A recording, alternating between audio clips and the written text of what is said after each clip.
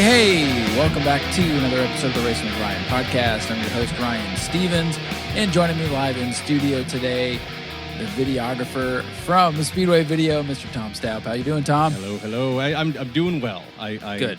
We survived the World Series. Yes. I've made a full recovery. Back to normal. Yes. Yeah. Well, I had teased on the World Series recap show that you and I were going to get together and do a show within the next couple of weeks before the season started. And lo and behold, I got you in the next week. So thank you for making time in your schedule to get in here. And I think we have a very fun concept for today's show. I was excited for this. I took all of my notes for today's show right away, like within 2 days of the World. Done real fast. I was texting you on like Monday after the World Series, like I got mine finished, and you said something on last week's show that sort of triggered something and made me think like, oh, well, wait, we haven't even introduced what the concept is yet. Yeah, so I shouldn't say we'll it get yet. there. Yeah. I thought there was something you said on last week's show that made me think, I should change something from what we're going to talk about. But I decided to leave it as is. Okay, good. Because I think you and I are going to come at it from different. I'm okay with mine having flaws because you and I have worked together on different things over the years enough that we know that neither of us ever has the full idea, but if we put our 50% and 50% together, we usually come up with something better. And a lot of times we may have the same picture in a different light. Yes. And you know, you may see after we get through our exercise today that there are some good ideas on both sides and some stupid ideas on both sides. And if you take them all and mash them into what you think it should be, you can make your own. Yes. And I think some of mine will surprise you. I think so too, because yours is probably going to be a little more extreme than mine. And that's where I think mine might surprise you. But we're getting ahead of ourselves. Yes. What I want to preface is just that if I can selfishly yank the show away from you, I finished those notes, and then what do I do after working really hard at the World Series? I continue working really hard. I have been I have not been able to rip my eyes away from my laptop. Oh man. There are sweeping aesthetic changes coming to Speedway Video for the regular 2026 season. All new thumbnails, all new logo. I mean, it's like, it's the same logo, but it's refreshed, it's redesigned. New merchandise, which I think looks even cooler with the new logo. There are updates to the Patreon service. There are things that you can only get if you are on the Patreon now. This is how I should have been doing it for a long time, but I just didn't want to take that step, and I'm finally doing it. And I'm excited. You now, as of just a moment before we started recording, are the only person. You're the first person outside of my own family who has seen the new. It's pretty cool. The new intro for the videos. Oh my god, it was so much work. You did that one to yourself though. Yeah. So, but it's going to be worth it. I think people are going to find it. They may find it peculiar at first, I think because it is different. But I think you guys will enjoy what we're talking about. We have been dropping some hints here in the first few minutes of the show.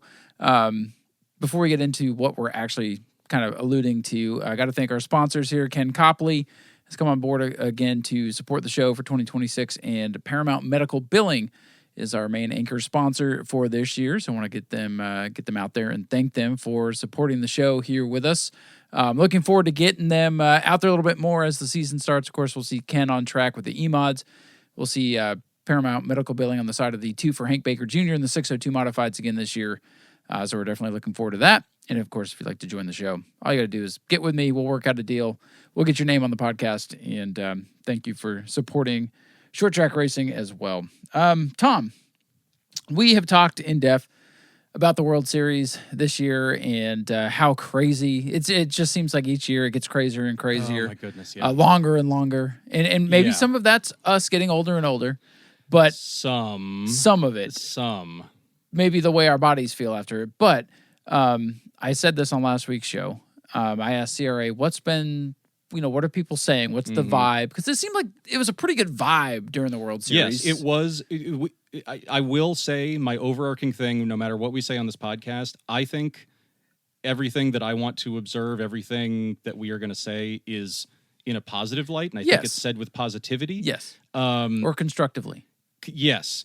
It was a good World Series. My thing, what I said at the end of, anytime somebody asked how I was doing, what I said at the end of my final highlight reel when I did my little debrief, is that no matter how hard it was, and oh my goodness, it was hard, and I can get it, I mean, the coldest temperatures I've ever filmed in. You can't control that. I can't complain. Last year was the hottest World Series. True. This year was the coldest. But also, like the first day was like a 14-hour day for me, and it was longer for some other people. Yeah. Just standing up there in temperatures that felt like 30 degrees, and that was day one. Yeah, and this World Series was backwards. It set got us easier back as it went along. Yeah, and then you had like 3 other past midnight nights because of how felt like more than overstuffed that, it was. But yeah, it might have been 4 more, but it was a good World Series.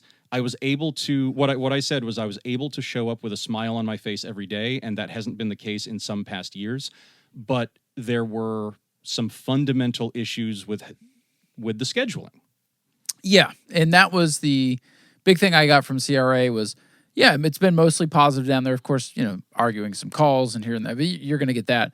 But they're like, yeah, some people said some of the schedules were too bloated, and some of the races starting past midnight. It's just like, okay, we're getting into too long of a show and into territory where it's kind of like, yes, okay, you got to admit that it's too long. And you go to some dirt races and they don't start races till 2 a.m. It's not 1980 anymore.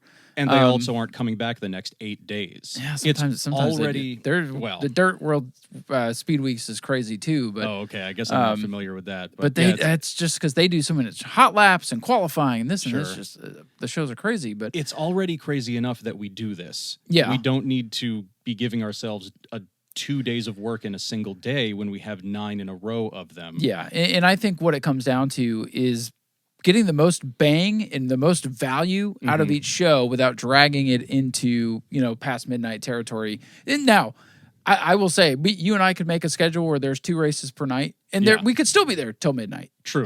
Just circumstances or...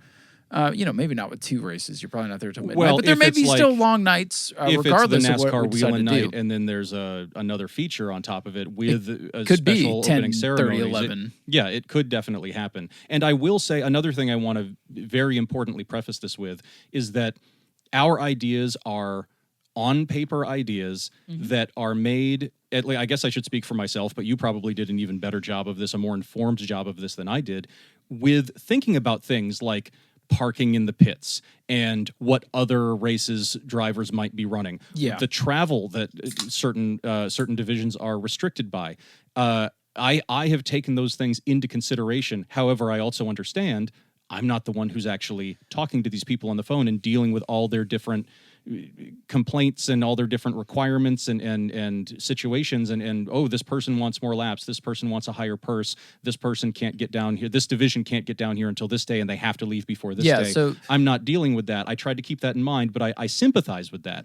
But I do think we can do the World Series without it being this crazy, but while maintaining what makes it a World Series. Yes, and I think that's the key. And what we've done for today's show, or the first part of it, that Tom's going to join us for, is we've each come up with a schedule of events, how we feel like it should be done. And I just, as a side note, this has nothing to do with the racetrack. This is not sanctioned by the racetrack. This is not anything that's necessarily going to happen. These are just our ideas that we're going to float into the ether. And it's not personal. Yeah, and it's not personal. And I think they did a good job with the schedule. They added some things, but they were pressured into adding some things to make it go round with some folks. As you know, I actually loved the schedule when it first right. came out. The things that got added, I think, ended up being bloat that could have been trimmed and still made for a great World Series. And I think what we've done in this exercise, and you'll see how different ours are going to be, I'm assuming, but we've each come up with our own schedule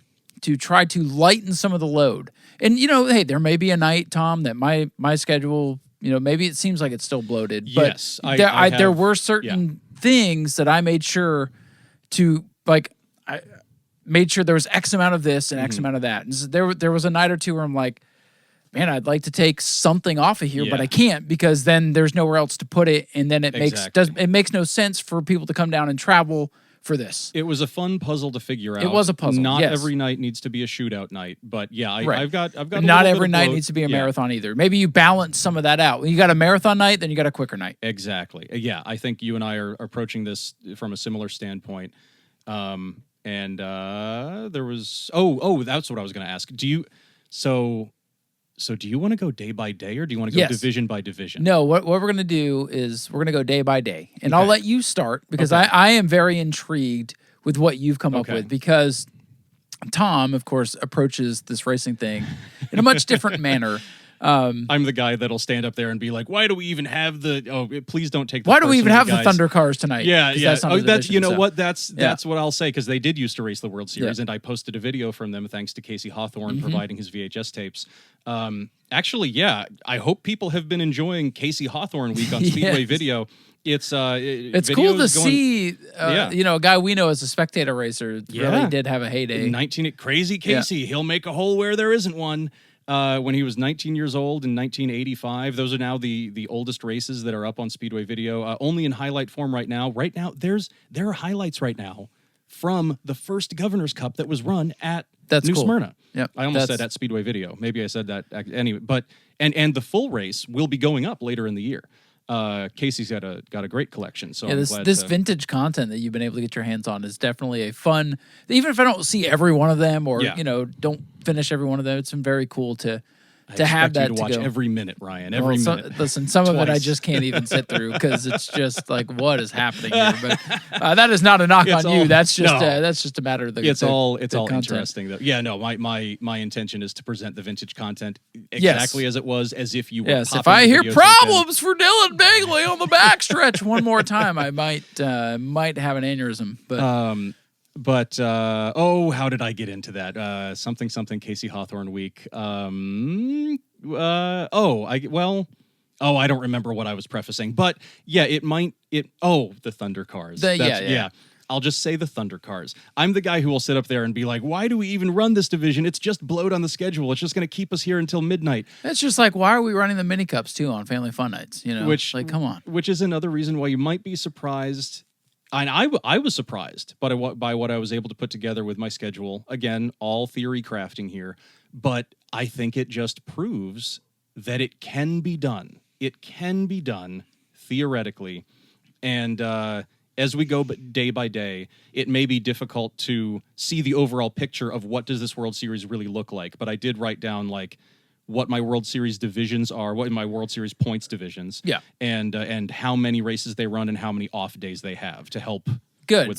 So you didn't just go in there and say, "Oh, day one should have these three and then these three." Like you actually you did kind of what I did. I started with these have to have this many, and I'd write one onto the schedule and I'd check it off, and then make sure that I had what I thought was the proper amount of races for each division. So. Let's go ahead. So that's what we're going to do for the first part of the show. We're going to give you our interpretation of what we would do if we had full control over the World Series schedule to make it maybe seem more concise, more streamlined, and that way, like, we're not all worn out by, day 3, 4, 5, and then, day 6, 7, 8, 9 are more pleasant because we're still, in it. You know, yes. We've had a little bit of time to catch up on sleep, maybe. Right. Tom and I, we've never missed a day of the World Series, but there comes a point in the series where you just are on autopilot and you are just like, man, I cannot wait to go to sleep, And that like the last day, it's the Friday of the Richie Evans. I took my daughter to school and I came home. I set an alarm for when I had to go pick her up, and I slept the whole time. Mm-hmm. I did like one or two things when I got home, and then I slept.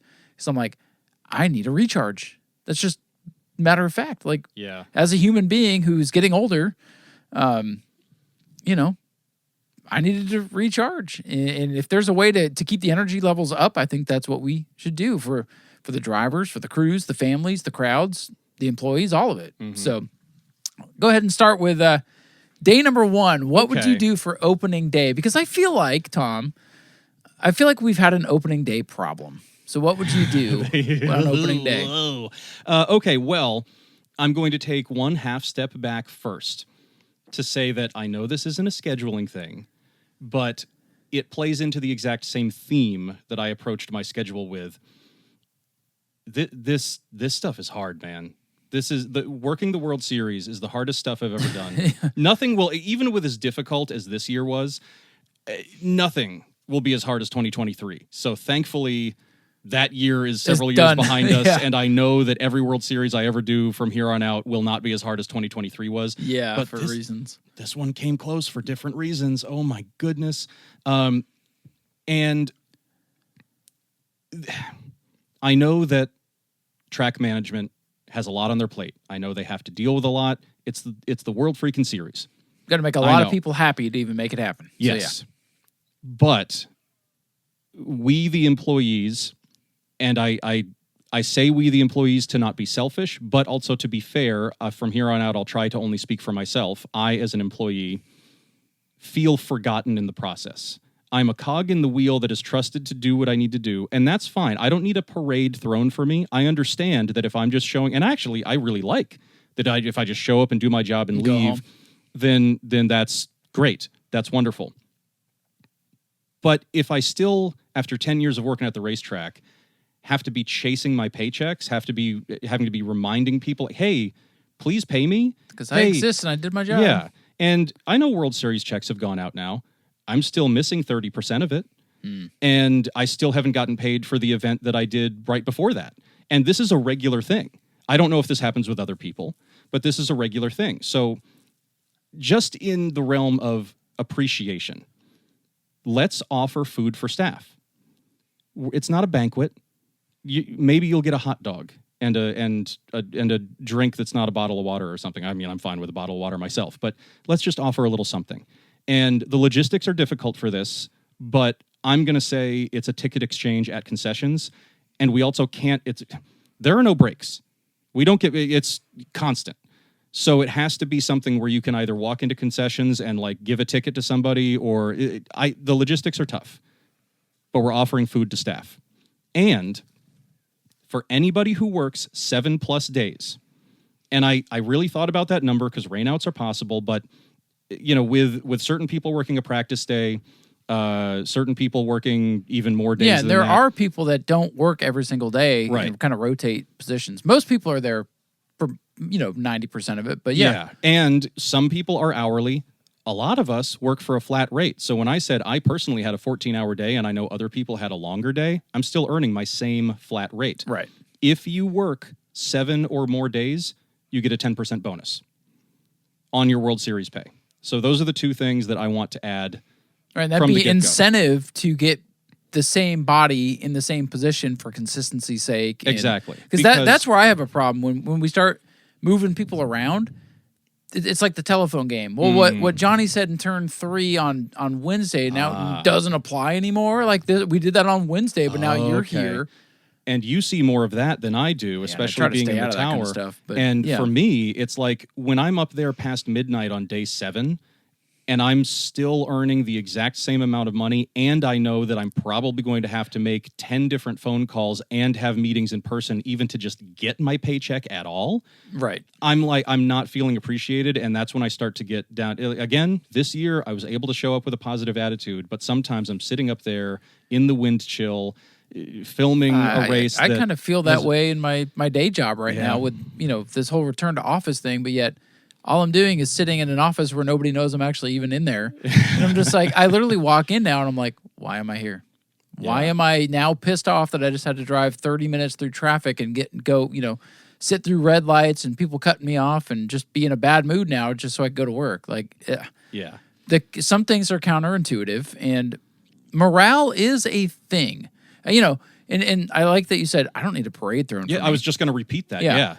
But it's like, doesn't it make you feel better about your job when you feel appreciated? Like, I will say this year, maybe this is boohoo, poor you, but I feel like I didn't get a lot of like, hey, good job this year. Right. Yeah. And I'm like, I did a good job. I was up there for 9 nights in a row doing my thing. And like I said on last week's show, there were nights where I knew when to lay out and conserve my energy. That doesn't mean I didn't do a good job. It's like the sportsman race. Okay, lap 18, nothing's changed. We're on lap 20 now, nothing's changed.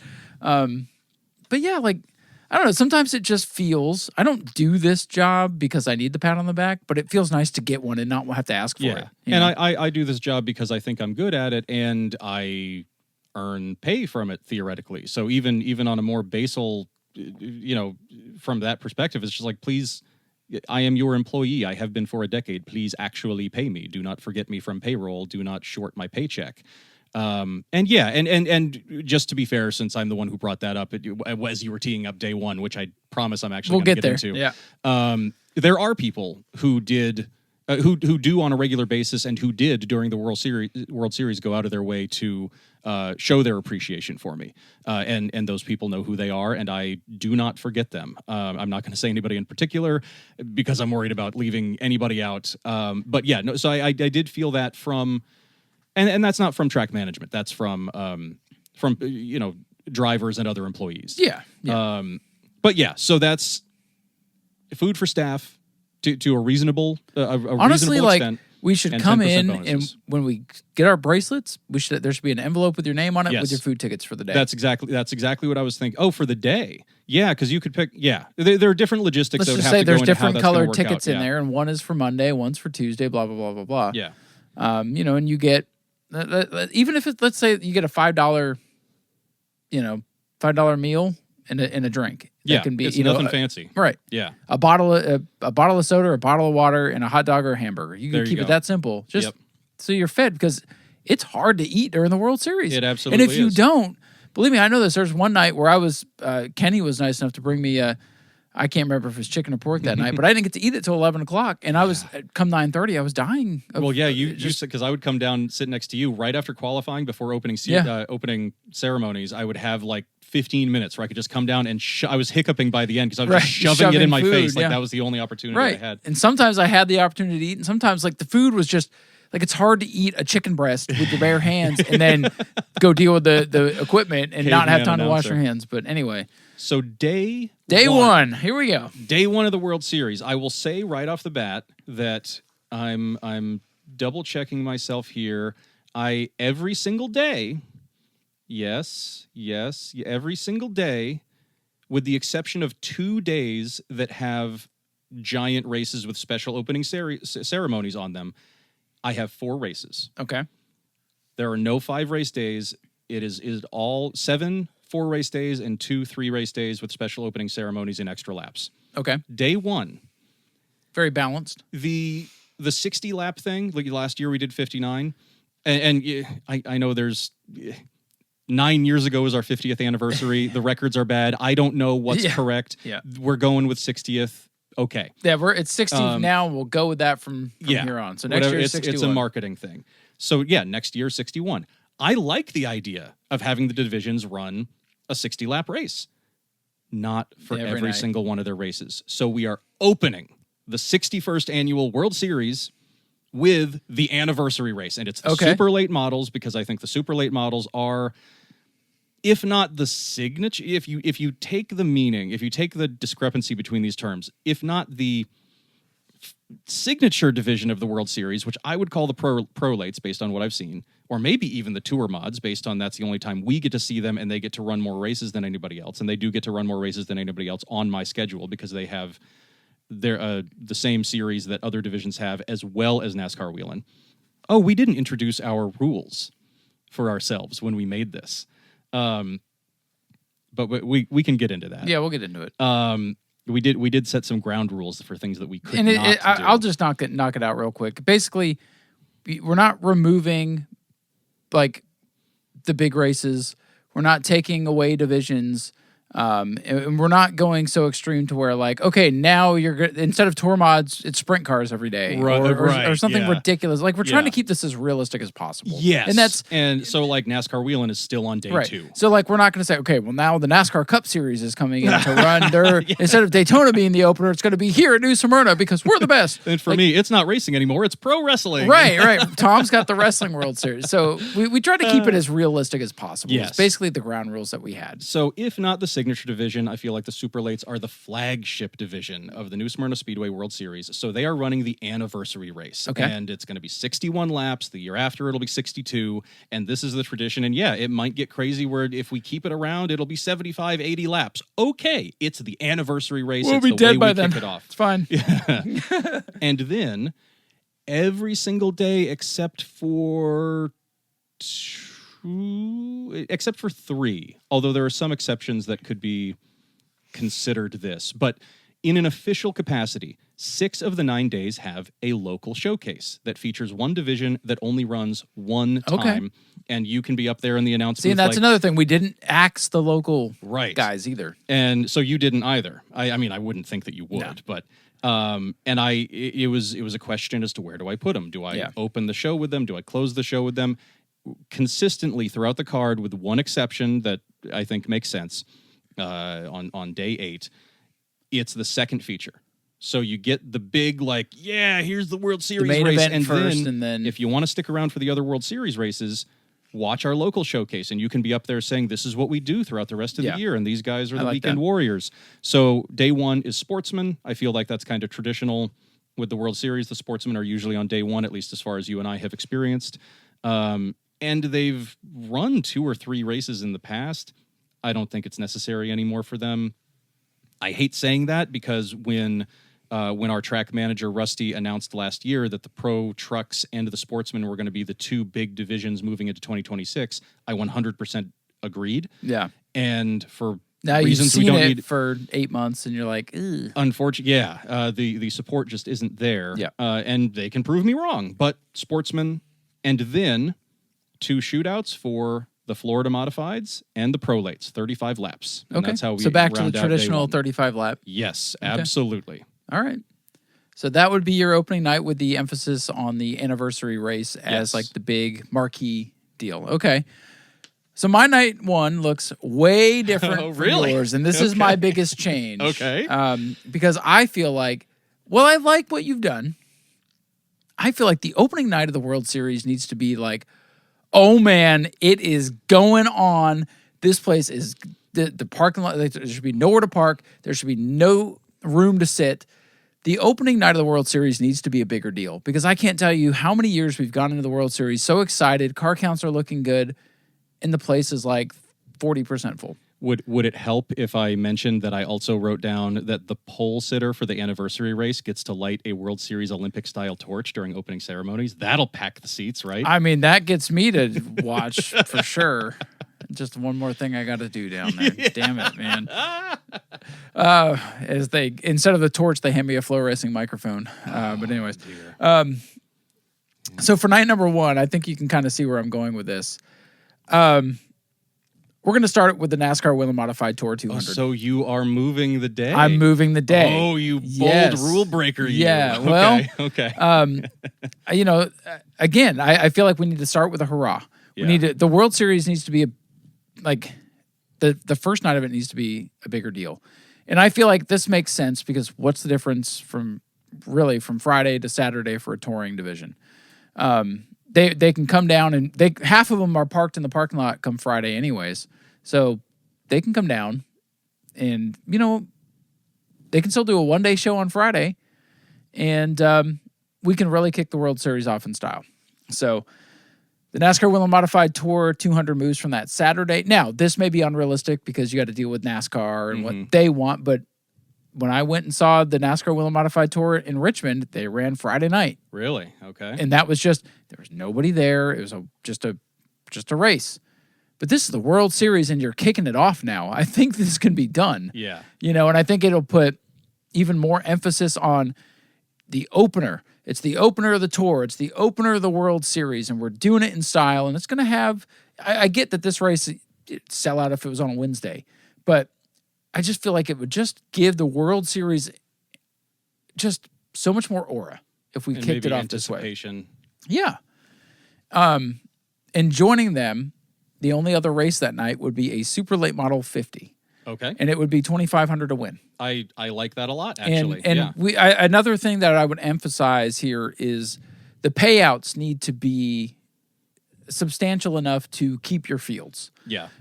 So maybe even $2,500 to win for the Super Late Model race is too low. Maybe we need to go, you know, I'm thinking about it now. Maybe it needs to be like at least $1,000 to start.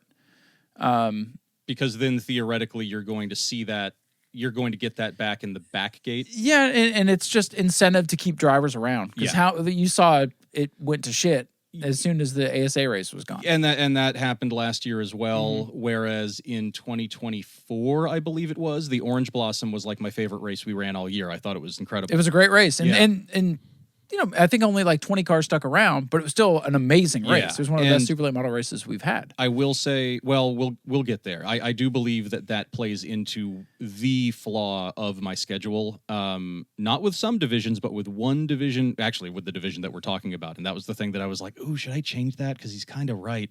I do have a 5-race series for the super lates. It's 5 days, 4 days off. They run on the odd numbered days, with their finale being on night 9. Okay, I see what you're doing, but then you're keeping them there the whole time, right? Which is tough. And there are going to be drivers like Nassi this year. I'm only calling him out because he's the one I remember. I saw him around. I saw him in he the raced pits, one time, and he just did the ASA. Yeah. And I know other drivers have. One thing you mentioned on last week's podcast is some drivers have commitments at Daytona. And then I thought, and you were talking about the super lates, and I know you know this about other divisions as well, of course. But I was kind of like, yeah, but it's kind of across all divisions. Like Honeycutt ran the modifieds, and he doesn't even usually race those cars. Yeah.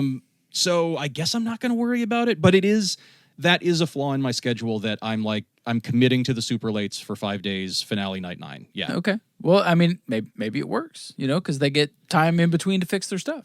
Yeah, I was trying to think about that. Yeah. Or however you can paint that. So my night 1, we start with the NASCAR Whelen Modified Tour 200, and then we get the Super Late Model 50, and that's it. 2 races, but two big ones, and hopefully we're done by, instead of midnight, we're done and hopefully we're home by midnight.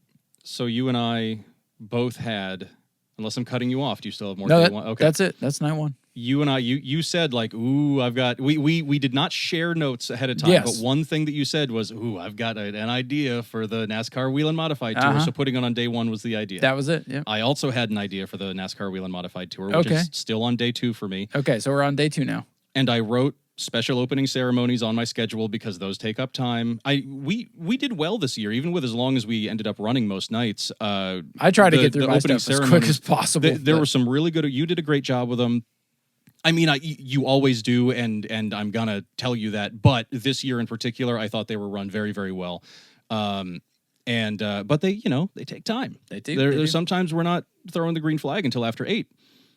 So this year, it's the NASCAR Whelen Modified Tour, Richie Evans Memorial 200. Oh, so we're starting. It's not World Series. It's still not World Series points, but this is the Richie Evans Memorial 200. And so you've combined 2 things here. Okay. Yes. That's an interesting concept. And that just plays into what I want to do moving forward with the tour mods. And I kept, just spoilers, their last day is still day 8 because I understand that they're working on a certain schedule. They've got to get back up north at a certain time. So pretty much the same schedule for them. And I'll talk about what the laps are and what the championship races and everything. But yes, Richie Evans Memorial 200 for the NASCAR Whelen Modified Tour, followed by, we got a packed crowd. Let's dazzle them with a division that does really well at New Smyrna. The local showcase tonight is the Super Stocks. Okay. I haven't mentioned laps for a local showcase. It's regular laps for all divisions. So 25 or 30 or whatever. 20, 25. Whatever it is they usually run. Okay. If it's the Bombers, it's going to be 20. So 25 for these guys. And then Florida mods, they're another night in a row. And this is still, their second race is still a 35-lapper. So 2 35-lappers in a row for them so far, Florida mods. So with the less laps, you still have a decent payout to entice them to be there, right? See, because I feel like at the World Series, throw the laps out. Just pay them. Make it worth their while to be here. I agree with that part. Yeah. That the payout should not, the laps should not be the thing that's justifying I'm sorry, every time we add 10 laps to something, to add $100 to the payout makes it 10 times worse. Yeah. Because the race then sucks. Yes. It drags on for longer than it needs to. And that's what I mean by it sucks. It just totally same line of thinking. And I did think about these things, but I chose not to try to solve them in this exercise because I just don't know enough about it. And that's my one question. Like when you say raise the payouts and the way that we would do it, like I agree, and the reasoning why I agree. And I'm also like, but we got to be making that back at the back gate. We can't just be throwing out all this money here. Right. But if the payouts are better and you got more people in the pits and you got more people in the stands, it balances out. Right. I'm not saying that this is going to put extra tons of money in somebody's pocket. But if it makes for an overall better World Series and the vibe is better, then that's what we need. Yeah. So that's my day 2. Okay. So my day 2 is probably one that you're going to hate. Because, again, I kind of flip-flopped night 1 and night 2. So this is a 5-race night? This is a 5-race night. It's 50s Mania. Okay. So what I've done here is looking at our local guys, some of the feedback, it's harder for our locals to make it on a Friday. Yes, especially the ones I tried that to are think traveling. about that too, but you know. But hey, on your schedule, if they only have one night, well, they can plan way in advance. I need that night off. Just take that day off. If we have to plan to take 10 days off, you can plan to take 1 day off. Right. But in the interest of ease, I've moved the local stuff to the weekends. So night number 2 is going to have more of a local flair, but it'll also be 50 laps for the pro late models that night, 50 laps for the super late models, Bomber A 50, Bomber B 50, and Pro Truck 50. Okay, so notably, Pro Trucks are coming in early, at least based on when we've usually seen them in the World Series. I've put the Pro Trucks on the Saturday, instead of the first Saturday instead of the last Saturday. And notably, like in 2026, no Florida mods yet. No, not yet. Yeah. No. Okay. So I've got, and they're 50 lappers, but I would also start this night at 7. Oh, yeah. Okay, sure. Yeah, we did that a couple times. Yeah, for whatever reason, there was like 2 nights that started at 7. Yeah. Why? I don't know. But you know what? I was happy about it. Start at 7. I'd even be okay with starting at 6:30. As long as, it's a weekend. So right. On the weekends, we could start at 6:30. On the Yeah. weekdays, I understand the 7:30. People get off at 5. They need time to be able to get over here. So, I'm not going to mess with that too much. But yeah, these are all 50 lappers, but I feel like the locals, they deserve to have a spotlight. Yeah. So yeah, this might be a long night. But if we start a little bit earlier and, I think there's a lot of time that could be cut down between races, as I talked about on last week's show. Right. I don't understand why their obsession with rolling the cars in the order they're supposed to be. I don't understand why we can't have them already pre-lined up. I think we should have a staging area on the back straightaway. The next race goes in stages over there in order and rolls out in order versus mucking up pit road. Yeah. But anyways, that's a logistical thing that you and I aren't going to solve. But yeah, it's a lot, but it's also Saturday night. That's what we do on Saturday nights. We race. So, and I would workshop this name. It's right now I have it called 50s Mania. 50s Mania. But they have something because they're all 50 lappers. Yeah. It could all be better. But that's my night number 2. And the biggest change there is the Pro Trucks basically in the sportsman slot. Yeah. Okay. Well, I mean, I like that. And Pro Trucks will be showing up later for me in a big way as well. My day 3 is shootout night number 1. Okay. So the World Series divisions are all running their, I'll just say we're opening. And this is the Sunday. Yes, this is the first, So it could be the Sunday. Super Shootout Sunday. Because it's Super Bowl night. Yeah. Super Shootout. I like that. Super Lates are going 35. This is their second race. The Mod Minis are the local showcase division. Oh, you've shown some love to the Mod Minis. Yeah. I mean, if I'm being brutally honest, 20 laps. I got to a point where I was like, oh, I'm out of local divisions. Well, okay, I guess. So you peppered them in. Yeah. But hey, they're back, so. Yes. And this is when we first see the 602s for their first race. They're going 25. And the Pro Lates are doing 35 for their second race of the series. The Florida mods get a night off. And no tour mods yet for their World Series races. They get a break after the Richie Evans 200. So this should be a pretty quick night. But day 3, personally, Super Sunday, I kind of want a quick night. And it's the night where only the real dedicated fans are showing up anyway. That doesn't mean I'm giving them garbage. Hopefully these races are really good. Yeah. But, let's do a shootout night. Yep. So for my night number 3, still Super Sunday, I've got 4 divisions. I've got the Pro Late models, Super Late models, both doing 50. And it would basically pay whatever we decided for the Super Late Model 50 on that Tour Mod night would be the same payout for pros and supers throughout the week. Make it worth their while to be here. I get it. Not everybody's going to win, but make it worth their while to be here. And, I've cut the races back from 60 laps to just a standard 50. So their standard distance is 50. Yeah. Okay. Yeah. And then the 602s would debut 25. Okay, so we both were got on the same page there. I'm surprised it took this long for us to line up. And then I would also have the Pro Trucks on for 50 that night too. The Pro Trucks come Saturday and they would stay Sunday. So they still feel like they're part of it. 250s. 2 nights. Yeah. Just get them off that Friday. Because I've just heard it's tougher for those guys to make it over on a Friday. But if they got here on a Saturday and stayed for a Sunday, which is, a lot of those blue collar workers, those are typically days that they could work around. Okay. Well, that's good to know. I do have them still on Friday, but I mean, it doesn't mean it's impossible either. Especially, like I said, if you do this once a year, you can plan ahead for it. Yeah. That's how I look at this. But just an ease of access and feedback that I've received. That's good. So, I mean, that's 175 laps. I still feel like there's value there to the fans. They're seeing a lot of racing, and, it doesn't mean we're going to be there necessarily all night. Yeah, I like it, and I like the Pro Trucks getting 250 lappers. Yep. I feel like they are deserving of 250 lappers. They've shown that. Get that 35 lap race out of there that doesn't pay anything, where people aren't even running on new tires that night anyways. Just let's give them what they deserve. I'm excited for the Pro Trucks in 26. Me too. My day 4 is open wheel night. Okay, I like the theming. The Cigar Man Tour is having their first World Series counting race. They are not up first, though. Okay. Because this is championship night for the Florida Mods. They are running so you're getting them in and out. Yes. They're running 3 days with 1 day off. And I know that, like you were saying, you'd have to talk to NASCAR for this. In this case, you'd have to work with another series. But this year, the Modifieds of Mayhem thing really made the Florida Mods much more watchable. We got more cars out there. So I'm saying hopefully this can be the Modifieds of Mayhem again. They're going 50 laps, crowning their champion. And the local showcase is the E-Mods because it's open wheel night. Sure. Then the Cigar Man Tour types are coming in for their first 50 lapper.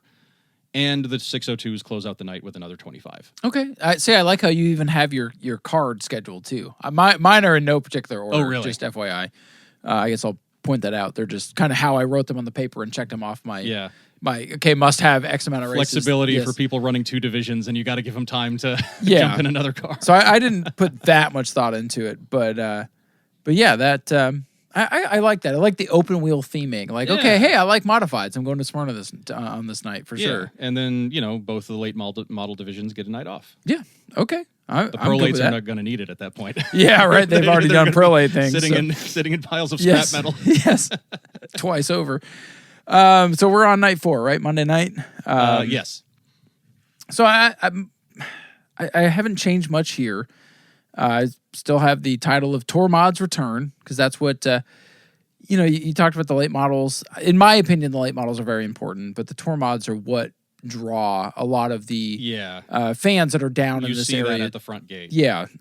So Tour Mods returns. The Tour Mods make their debut and run their first race of the points counting World Series, 50 laps. Okay. Superlates and prolates also on that night for 50 and a 602.25. So pretty quick standard night there. Nothing out of the ordinary, but in my opinion, the points counting divisions are special in their own right, just because they're racing for the points and the storylines that go along with that. So that would be my night number 4. I think the most we've lined up yet with 2 races that we had the same. It is. The first Cigar Man Tour race, 50 laps, and the second 602 race, 25 laps. We both had that. Day 5 is, of course, when the ASA Stars Tour comes in. I was curious to see if you'd stick with this or not. But. Yeah, I felt like, ground rules. Let's not get rid of it. And I mean, I don't think I would have wanted to anyway because it's a great night. It is. The race is usually good. Once they stop wrecking. It's drivers that after 10 years doing this, you recognize most of them. Yeah, so it's neat to see, Bubba Pollard and Stephen Nasse back out again and whatnot. And I say, I recognize most of them, and then I say the same 2 names that I always say. right. Brad May. Yeah. Yeah, I don't get to see him race every other week. No. Oh. Do I want to say this? Remind me to tell you something. Brad May related. Oh, I'm going to say, people are going to be like, oh, what is it about Brad May? It's actually not about him specifically. You better say it now. I might forget. You know what? Okay. You guys, for listening this deep into the Racin' with Ryan podcast, we're about halfway through the schedule here. It's Hump Day in the World Series 2027. You get this little nugget. The race car sound effects that you hear in the new Speedway video intro that you'll get to see on March 8th. Are they from Brad May's in-car? They are from Brad May's in-car. That's really cool. Yep, I took them straight from his in-car. I like it even better now. Yeah. Very cool. Tuesday night. Yes. So special opening ceremonies, they're going to take extra long because of all the pomp and circumstance for the. Thank God Jonathan does this. Yeah. Sometimes you get a saying stuck in your head rather than a song. Uh-huh. For the past 3 weeks, I've been just going, the Sig Sauer Clyde Hart Memorial 200, the Sig Sauer Academy, Clyde Hart, in his voice. Yes. The Sig Sauer Academy. He had a way about that. So. Okay. So then we run the 200. And I guess honestly, after blathering all of that, this is one of the 3 race nights. It's a 200 frickin' lapper after special opening ceremonies. The tour types are doing 50. The prolates are doing 35. This is their 3rd race. And I do still have the ASA like it was this year, and I think last year as well, counting for World Series points. Yes. No local showcase this night. Okay. I mean, mine's pretty similar in a way. I've got the ASA Stars 200 on the Tuesday night. And you'll notice I ran a super late model race on the Monday. No qualifying the night before. No practice BS for the ASA race comes in and it's a 1-day show. They come in and they start practice at noon and they get 3 rounds of practice. Okay. And they can be 45-minute sessions. So they can all come in and get their precious practice. Okay. We can qualify for the race at 4 o'clock. We can do a last chance qualifier if necessary. And we can do it all on the same night. Yeah, that way we still get 1, 2, 3, 4, 5 super late model races. Oh, okay. And it ends with the ASA Stars 200. See, and it keeps the okay, so we don't keep, Bubba Pollard, he only comes for the 200. So what? But look how many late models we started with, right? Yeah. We had 20 plus every night. And then the races after the ASA race were 12 and 10. Yeah. Nobody wants to see that. I don't want to see that. At that point of the world, on day 6 and 7 of the World Series, I don't want to watch 10 super late models. So as you were going through it, I did not notice you had super lates every single night. Every single night. Okay. And I thought about the happy hour, and I was sort of, without writing it down, assuming, happy hour still happens on day 4. Who gives a shit? Let's practice them like they just let them come in and get their practice. What I forgot about was that we run qualifying as part of the show on day 4. So I guess I inadvertently ditched that. Scrap that. We just qualify them like normal.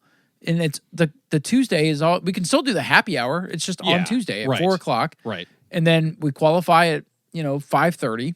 Run a last chance race before opening ceremonies if you need to. And do you feel like it would be practical to do 5 days in a row building up to the ASA without giving them a day off? They don't need one. Okay. No. Listen. You know better than I do. We originally had them last year for 4 races. They whined and moaned and they got an extra race. And they got their travel and their hotel stuff got extended by 2 days to get an extra race. This gives them 5 straight nights, and they're all out by Tuesday. Now, some of the teams may stay because maybe they have pro late model obligations and are running double duty. But in theory, this keeps more competitive teams around. And maybe you get a couple that pop in on Sunday, Monday, and get those extra 2. So they don't run every single night, but the counts stay in the 20-something range all week. We get a good championship battle. Not that this year's was bad per se. Spencer Davis and Jade Avedisian was fine. Yes. It just, when it got whittled down to 10 cars, you could pretty much see the writing on the wall and predict what was going to happen. I remember showing up night, whatever it was that they ran their last race, and I was like, I hope Jade can pull it out. And you said, Spencer Davis would need to die. Yes, he need to not start the race. And that's what I want to avoid. I want to keep this. Yeah. I want to keep the storylines interesting. I want to keep it happening. And so I've scheduled them for the 5 races consecutively. If Yeah. you have a bad night, sorry, you're going to work hard. Well, you know?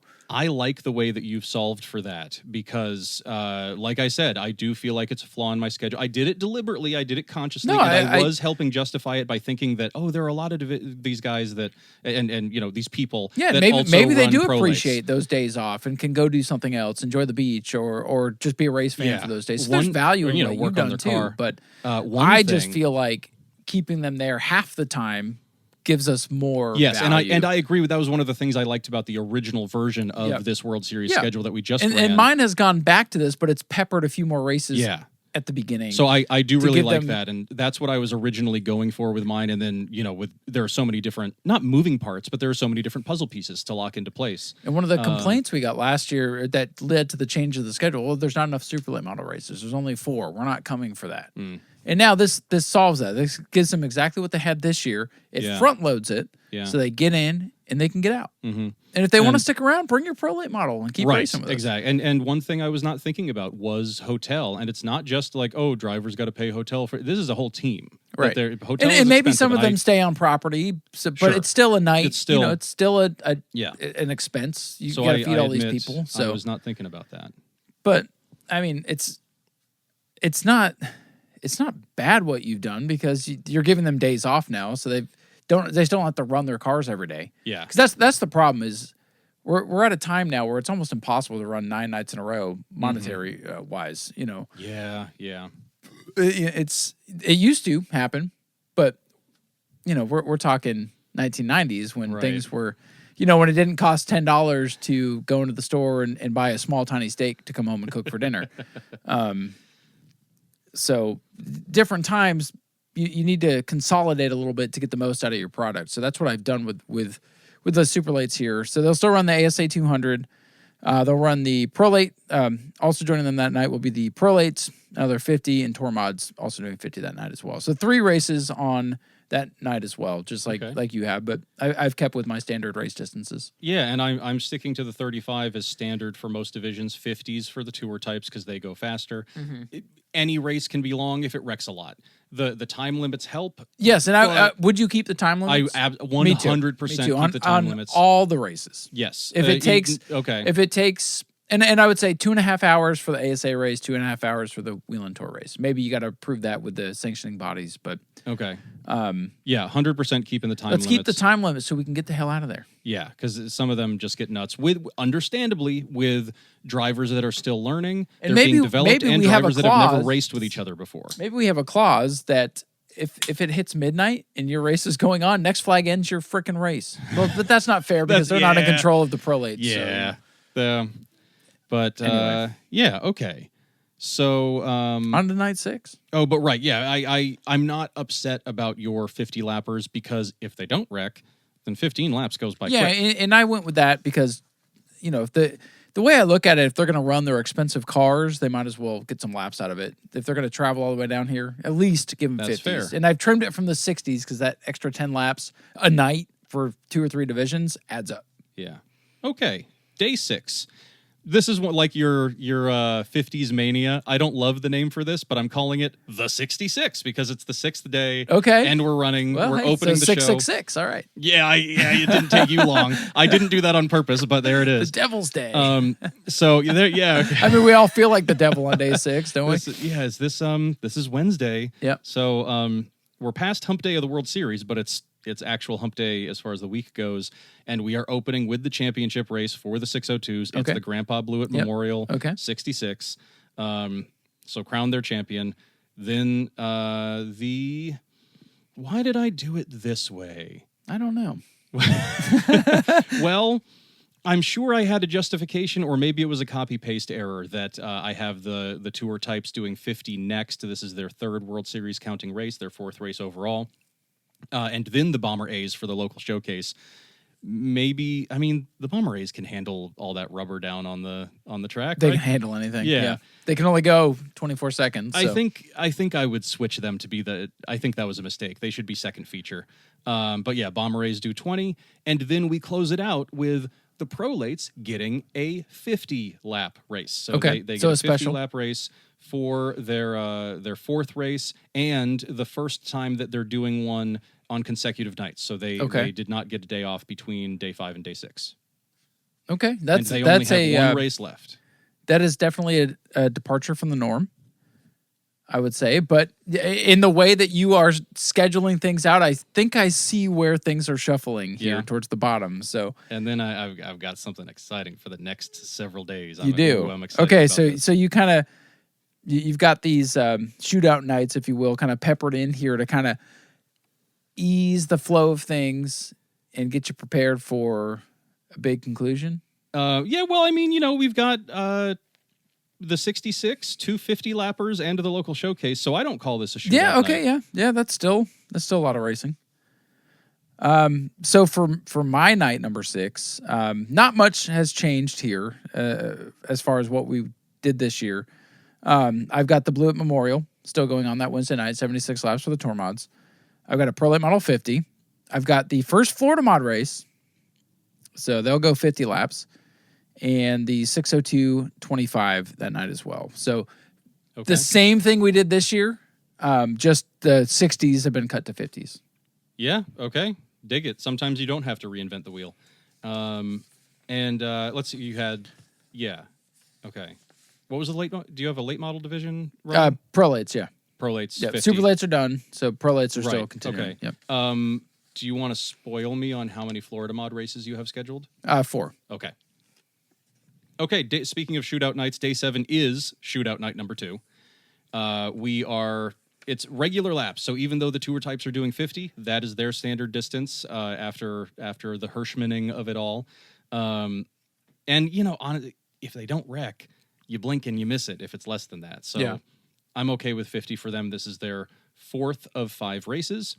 And they actually, during their World Series point counting races, they do not get a day off, which I think is the case. Is standard. Yeah. Yep. I guess that kind of because they do Monday through Friday every year. Yeah, I guess that proves the point that the super lates can do it. They could do it too. Yeah. I do really, really like how you solved for that. Okay, so Cigar Man 50, then local showcases Bomber B this night. I figure it would make sense to do the Bombers back-to-back nights, and you can, last night, if you were here last night, you may have heard the sirens go off. Well, these guys, blah, blah, blah, blah, blah. I like that. Yeah. That's how I would do things. The stuff that runs through my mind when I put these together. That sounds like something Ryan would do. And then, super lates with their penultimate race, 35 lappers. Okay. 35 lapper. And then the Pro Trucks. Are the showcase? The Bomber Bs are the showcase. Okay. So you're just bringing the Pro Trucks in on Thursday. The Pro Trucks are a new World Series points division. Oh. It's Triple Crown? 3 races? Technically, I think you could say technically, although on night 9 it's a little creative. I was kajiggering things around.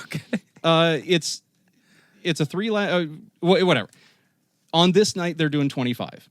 I could easily be talked into more. But yeah, it's shootout night number 2, 50 for the tour types, Bomber B local showcase, Super Late 35, Pro Truck 25 as the first race of their World Series points counting series. Okay, so I like that you've taken one of our weekly classes that you feel is deserving of more of an emphasis of the World Series and giving them points to race for. Mm-hmm. That's cool. I dig that. Do you think it combats the struggle of getting out for only 35 laps on old tires that you were talking about? No, because I feel like if they're running for points, that they're all going to put tires on and try to be in the points. Especially if you make the I think that's something else that should be looked at is, the payout for the points, just making that a little sweeter. I think that's something we should look at getting sponsored, either per division or because it's not much. It's like a consolation. Really. Yeah, so that's why we don't even bring it up. Yeah, don't talk about it because it's not. It's like free passes for next year's World Series. I mean, it's some money, but it doesn't cover your tire bill. That's for sure. They should get food tickets for a free hot dog. They should get. They've earned a lot. They should get a lot more, in my opinion. And that's where I feel like we could find a sponsor for the championship pots or something like that. A couple grand here and there to up it. And then it's the Zig Sauer Academy championship. There you go. Yeah, I mean, but so I dig that. But yeah, if they're if there's an overarching thing to race for, they're going to go all out. Now, some teams, the back markers, I say that with all due respect, they might not put on tires every night because they can't afford to. But they're still going to want to be there. Yeah. And they might get 8th in points, but hey, still 8th in points. There we go. So my Thursday night 7, no real departure here. The Heart to Heart Pro Late Model 100. Okay. And that would be their finale, just like this year. Okay. I feel like the Pro Lates worked out perfectly this year. Even with all the crashing and smashing they did, I mean, they still had 20-plus cars every night. They're the most exciting division every year. They really have been lately. Yeah. And sometimes it's for the wrong reasons. But and I like seeing the young kids come up. I know that happens a little bit in the Super Lates as well. They the got Super their Lates act together, seems like stalwarts to me, the Nassies and the Pollards, as I names, say. Yep. But the Pro Lates, like that's where your the next young generation. prospects are cutting their teeth. Yeah, that's what I love too. So I did not change anything with the Pro Lates. Maybe a date or two moved around as far as, because I put the modifieds up first on night 1. But, the Heart to Heart 100, I was very impressed to having 26 cars still around for the 100 because I think last year the Pro Lates ended on like that Friday night and there was maybe 11 cars left. After the Heart to Heart? Yeah. Oh. They had one more race after the Heart to Heart. I remember it because Brody Monahan won. And it was his first win, and then his crew guy almost got him disqualified by coming on track because he didn't have his armband and all those shenanigans. But I'd keep the Heart to Heart 100 on that Thursday night. So obviously, this might be a little bit of a longer night, but I've made up for it. The 602-66, the Papa Blue It still on that night as well. That would end the 602 series. Then we get a Tour Mod 50, and the second race for the Florida Modifieds also 50 laps that night. So, that's 266 laps, one of the longer midweek nights, but I feel like what I've been able to cut out before makes up for maybe just even if things go smooth, maybe this is an 11:30 night. Yeah. So we have a longer night, but we're up against the duels that night at Daytona. So I feel like you put enough on the schedule to make people want to be here, then you don't have to worry about it. Okay. So that's and I'm totally and this is me sticking with trying to not departure too much, and also giving everybody their races too. Yeah. So it's just some of the things I had to do here. And I never have any idea what Daytona's doing, so that was not. Yeah, I try not to think about it too much, but I'm just like, a lot of times we've looked at Thursday and like, let's not do anything on Thursday. Let's do a couple of 20-lap races and go home. No, let's make it worth the freaking while if they're going to come to this. People are either going to go to Daytona or they're not. Let's make it worth their while to come to New Smyrna. So I don't know if conservative is the word for how I've been so far, but I do have a gluttonous night as well.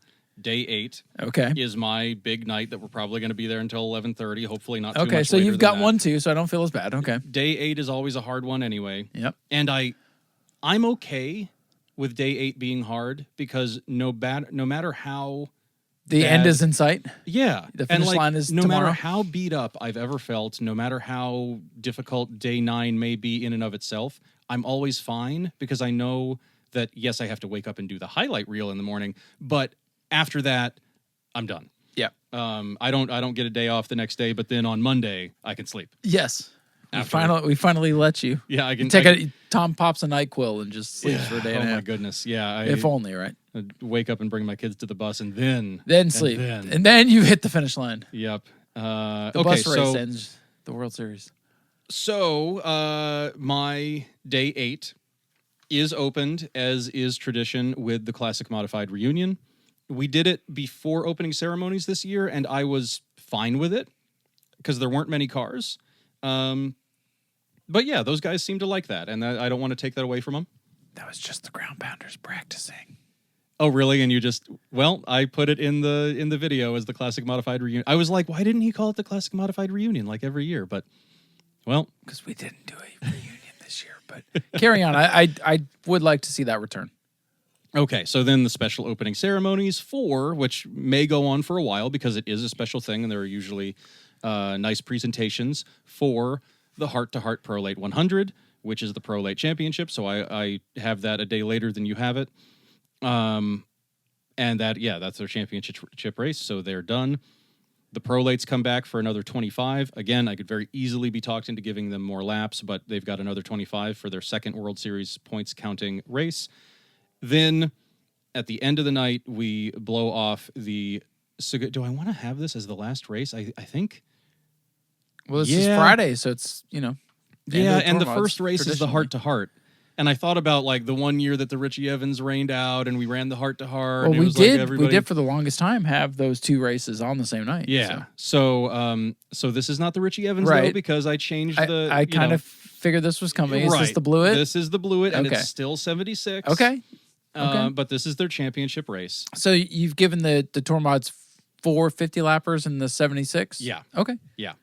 And then we end the night with the local showcase, Florida Southern Ground Pounders. This is the only time that the officially labeled local showcase is not the second event of the night. Sure. Well, that makes sense. The Ground Pounders get to finish it off. Okay. I mean, yeah, no, I could see that working. Obviously, you've got two big races on this night where I've got two big races the previous night. Yeah. So what I've done is I've made this night an easy night. Okay. But a big night. It's still... Gearing up for a giant finale, I imagine. You could say that. Okay. In a way. Honestly, I have... Thursday night might be a slog to get through, but I've made Friday and Saturday a little more consumable. So on Friday night, we end with the traditional Richie Evans 100. I see what you've done. It's a very interesting change and one that may or may not work. But I've kept the Richie Evans in its traditional spot, the 100 laps here. A Florida Modified 50 and a Ground Pounder 20. So, okay. But I would also, I would take what the typical Richie Evans ticket price is and chop it by $5. Because it's 170 laps that night. You get the Tour Mods, the Florida Mods, and Ground Pounders. Now, I would also say, and I'll see if you notice anything missing when I get to the end of this, that maybe this is a night, because it's light. This is where you could pencil in if we were to get a special something that wanted to tack onto the World Series. Or a rain out of a race that you really don't want to like this could be the TBA slot. This could be the, reschedule slot. Yeah. Hey, this now, okay, well, another series, it's a Friday night. So maybe the Cars Tour wants to come. Maybe this is where you could throw the Cars Tour race. That would make it a really long night. So I'm not saying that should happen, but there's room here for the special announcement. We've got to add something slot. Yes. And if we don't, it's the Richie Evans Memorial.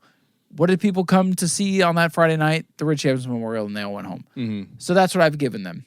It's the Richie Evans Memorial. Maybe you make it a $35 ticket instead of a $40 ticket, or a $30 ticket instead of a $35 ticket. Whatever. When you mentioned that, 35 is the number that came to mind. That sounds fair for that sounds about right. So maybe you chop it by $5 because it's a lighter night. But let's be real. Let's give the people what they want. Let them go.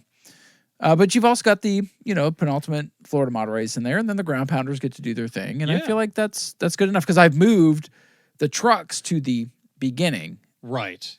And I didn't add another local division. The Ground Pounders always race this Friday night, so they're prepared for it. I didn't add a local division here. Yeah. Maybe that's what gets added here if you really wanted to. But we can debate that in just a moment when we talk about Night 9. Yeah, and I agree with you. I wasn't thinking about things like because we have so many already, but other touring divisions wanting to run, because you wouldn't want to say no to them. But I do feel like there is room in my schedule on some of the lighter nights to fit that kind of thing in as well. Or if a race rains out that has an asterisk next to it, like we should rain date this one. This is an important one. Yeah. So my finale, it opens with Pro Truck 25, their third. Okay. So you've given them Series. 3 25s.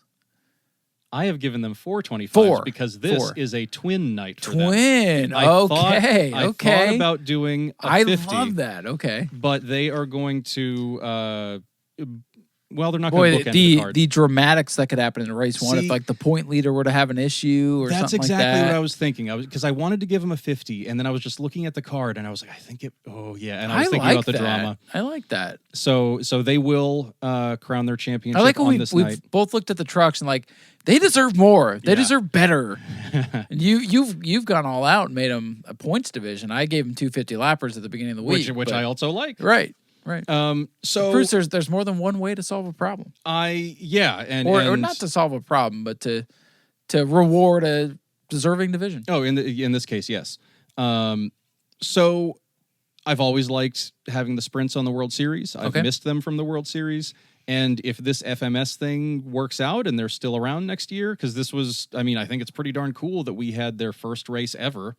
Then they get to run their heats as part of the show. I liked that this year. I know it was, you kind of looked at me like, oh, Tom, I know that's bad news for you, because I guess in this case we were thinking, because I had said, oh, if they run their heats before the show, then I can post the video and people might actually watch that and I'll get more views. No, I think it was a good addition to the show for the paying folk. Yeah, so they'll run their heats here, and then the super lates who are still there will run their 100-lap race. Okay, so you got the Orange Blossom. See, this year we have the Orange Blossom during the regular series. During the regular season, you're right. So I'm sticking with that. And the Cracker is all. I was like, oh, we could bring back the Cracker. Oh wait, we're already bringing back the Cracker. Well, you could come up with a cool name. What would you come up with for a name for a super late 100 at the end of the World Series? I put my mind to this, and I sort of made the same decision. I didn't write anything down. There's nothing written in my notes. I thought about it, and I was like, look, this is the same thing as the payout situation. I understand it needs a name. I understand the payouts need to be addressed, but my mind is also not the one to do these things. Yeah. So screw it. It's the Speedway Video 100. Okay, well there you go. So you have put the sponsorship in there. And guess what? Flow Racing has to film it. So Flow Racing has to film the Speedway Video 100. I love the little dig right there, the subtle little dig at the competition. They obviously crowned their champion there. Then the Prolates crown their champion in the second of their twin, another 25. And the World Series closes out with the sprints, which I really, really liked this year, because oftentimes we get to the final race of the World Series and it's like get me out of here. It's also this one, and you're doing your best. You're just like, it's the last green flag of the World Series. And it's just like, yeah, nobody but we kind of... all the important stuff is over now. Right. And I know these guys Nobody are cares for that points, Don Duvall just won his first Superstock race, even though I remember that was a yes, and I was going to say that roof. was one of my favorite World Series conclusions. Yeah. That's the only one I can remember other than this year's. Even without me remembering that was the same race that he won and that they closed it out. When I said, oh, but it's just the final one, in the back of my mind, I was like, oh, but that one Superstock race. Yeah. I think that might have been 23. 23 or 4, probably. Yeah. No, I think you're right, 23. Yeah, it just... That to me was one of the best finale, like closing races that didn't just feel like, oh God, let's get through this and go home. Yeah. Like it had purpose, it had good meaning, a good story. Yeah, no, that was a good one. Yeah. But yeah, no, it was exciting to close out with the sprints. So that's what we're doing. All right.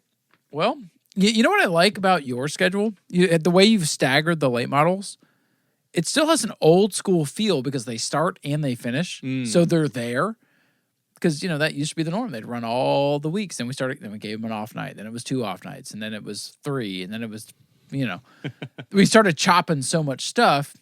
And then, the more I've gotten to think about it, sometimes chopping it, if you still make it worthwhile, it's okay to chop it because you still get a better series in a smaller chunk of time. But you kind of got that old school, they're there the whole week, but they're not racing the whole week. They get their time off and they still get their races. And I mean, maybe that works because they still want a true race fan will want to be there the whole week and still be part of it. Right.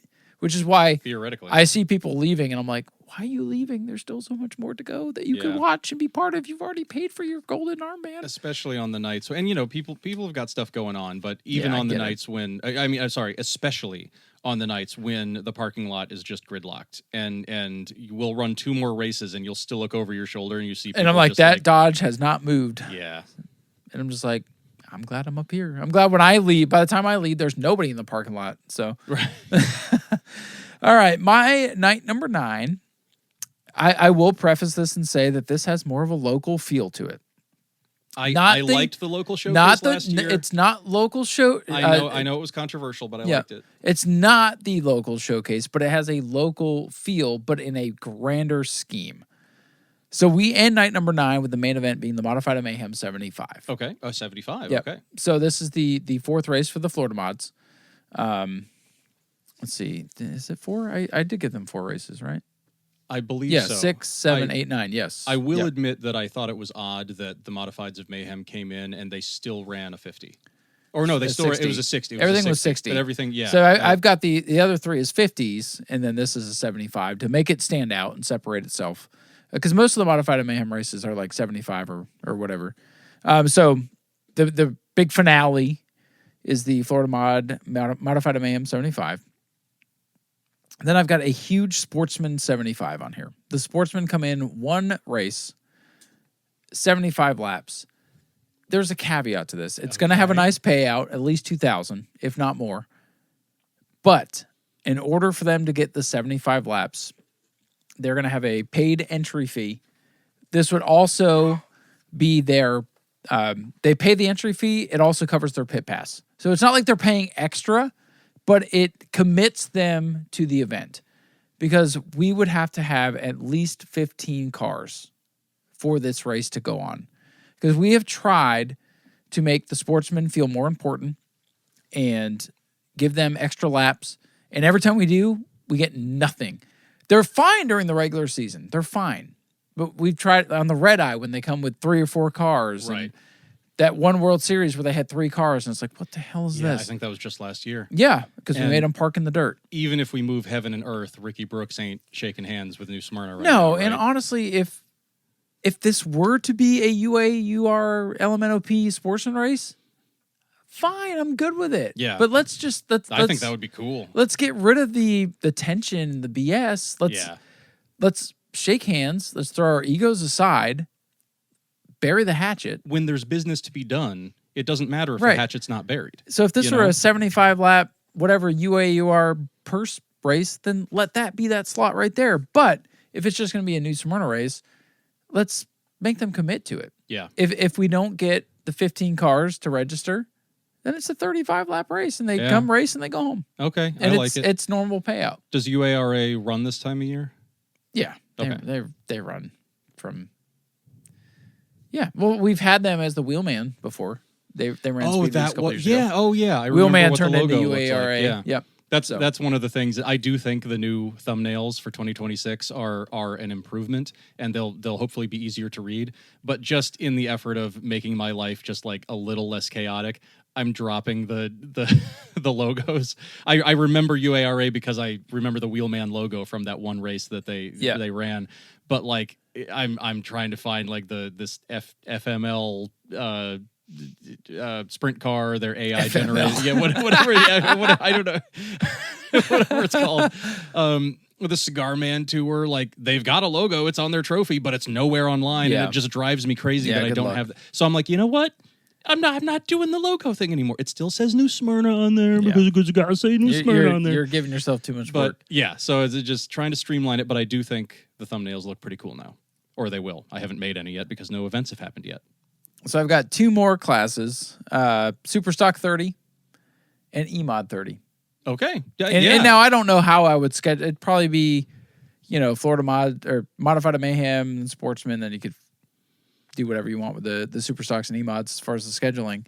And that would be my World Series. I feel like that is a solid representation of the typical World Series points counting divisions. Yeah. Our local classes get to shine at least once.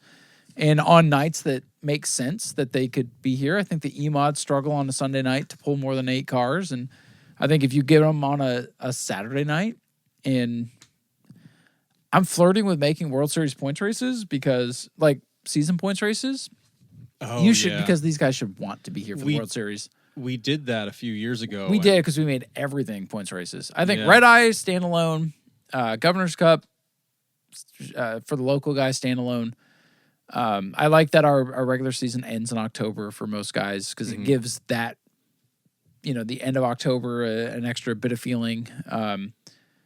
But I don't know. We need to do a better job of getting our locals to be part of the World Series because I feel like it's important for them to have that stage, and that spotlight, and I think that could even mean normal pricing back gate for that event. Oh yeah. Pay your like normal whatever it costs on a Saturday night for the local guys to get in. Now, if you want to get a 9-day armband, you pay your 9-day armband, and it is what it is. But if your crew guys want to come down for the local race, make it local pricing for those guys. Yeah, I dig that. No, I think I'm glad that ours ended up being as different as they were. When I put mine together, I was like, I don't know if I'm being radical enough. I think if there's anything surprising about this, it's that I didn't like try to cut the 602s I mean I'm that's something adding a World Series division. We tried not to cut things to an extreme. Like Tom's not getting rid of the super late models because he thought those races at the end of the week were boring. Let's not just cut them because they didn't finish strong. Let's look at ways to mold them to. And I think we both took unique approaches to our schedule. Did you notice something that I omitted that you had on yours? Sprints. Yeah. I did notice not put sprint that. cars on mine. Yeah. And I'll tell you why. I did not feel right about the FMS series. You did say that there was a weird feeling to it. And watching back the tape that people will be able to watch back on March, whatever it is that comes out, March 15th, March 14th, that is coming out on Speedway Video, which is a Saturday, not a convenient time to be watching, but that is when my embargo is up for that particular video. You can hear some of what's going on in the booth, and I know there was, yeah. So here's what I want to. I'll say this now: me not putting the sprint cars on does not mean that I would be that I would feel an adverse way if the sprint cars are on the schedule going forward. I think they're great, but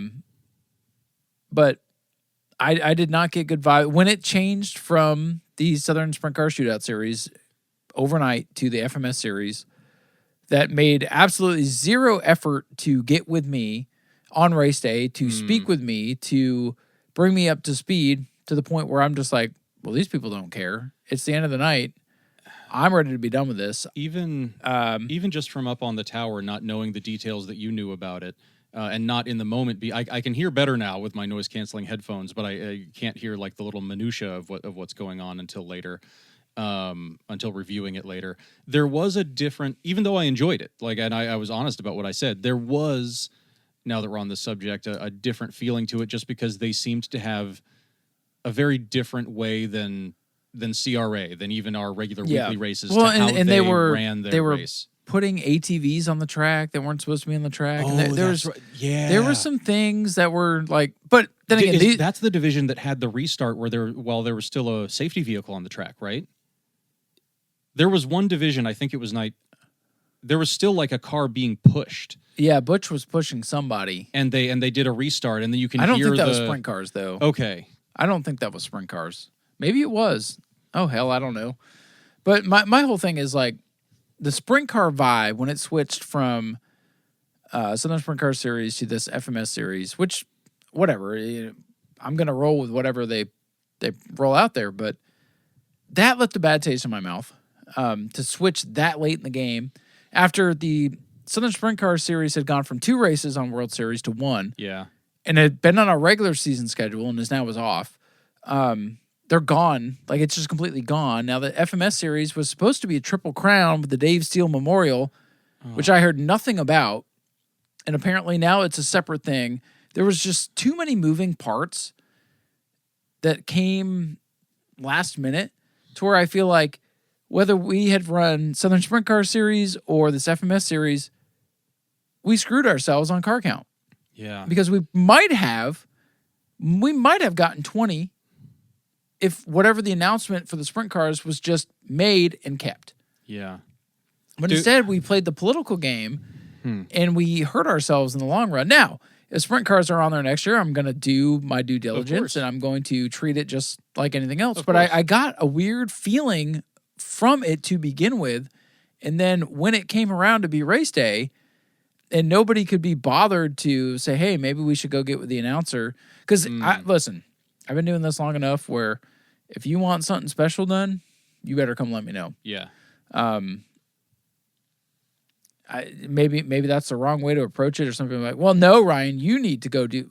Listen, I do so much legwork around there that you do a lot that's not in your job description. Yeah. Oh, hell yeah. But you have to in this line of work. And you do a lot more than you're expected to do too, Tom.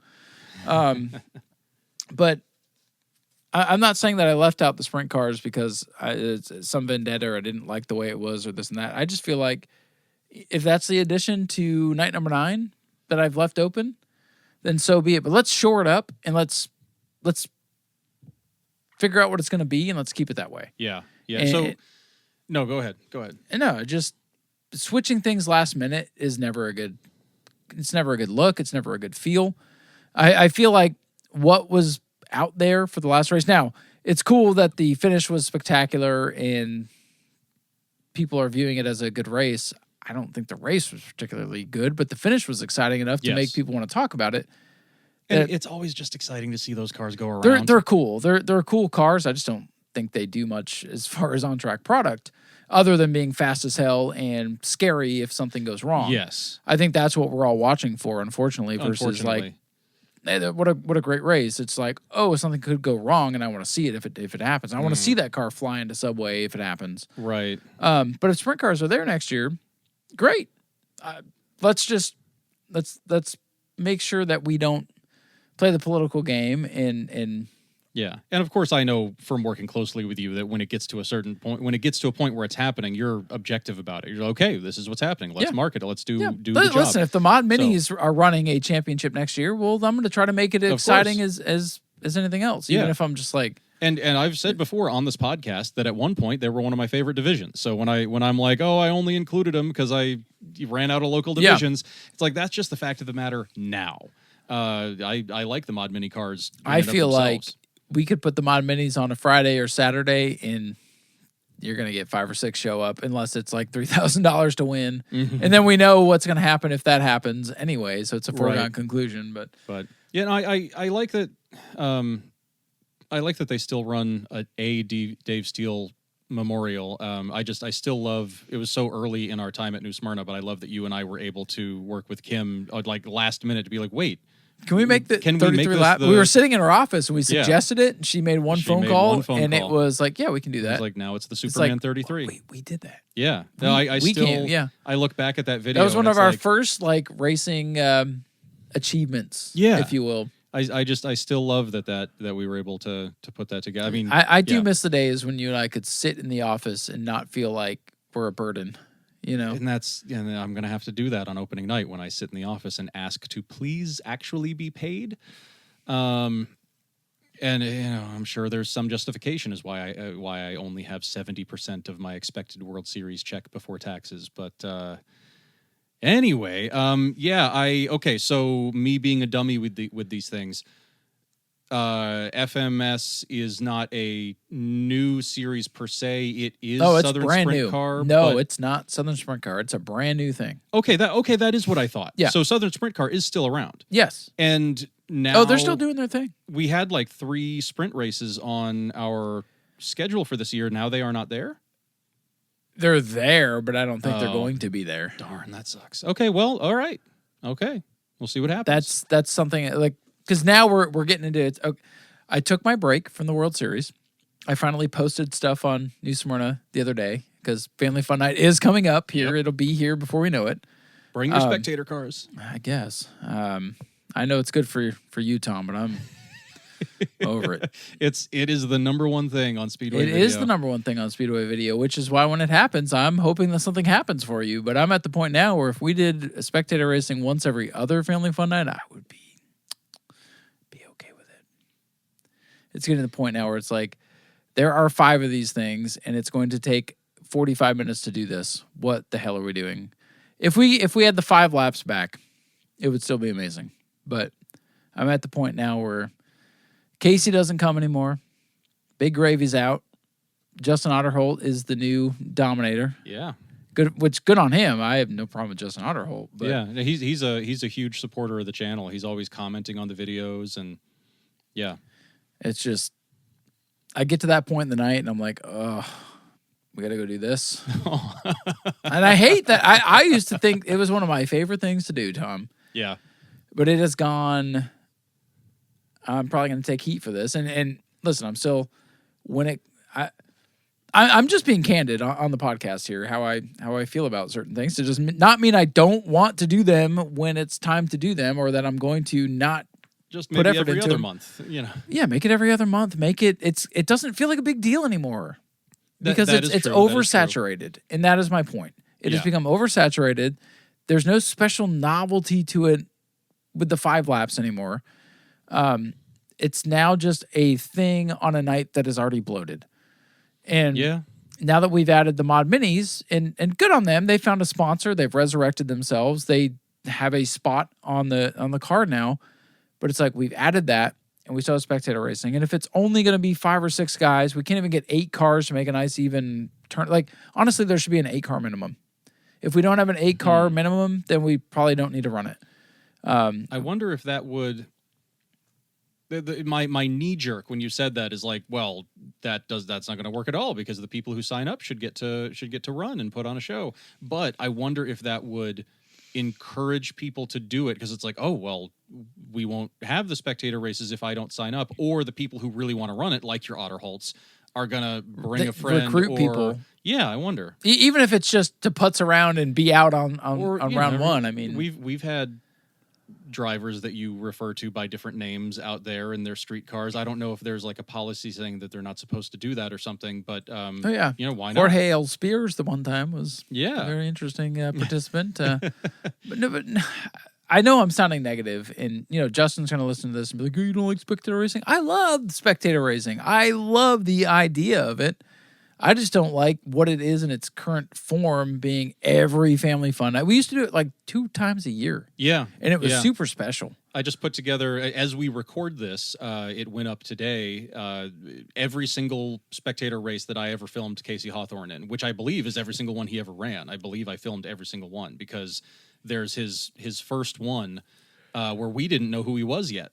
And in Victory Lane, you're like, hey, so do you think you have the racing bug now? And he sort of looks at you a little crazy, like that Casey way, just like, I used to. That's the problem. Yeah. And then we get to know Casey, but yeah, I put together, it's like a 2.5-hour compilation of every single spectator race he ever ran, and I forget where I was going with that, but.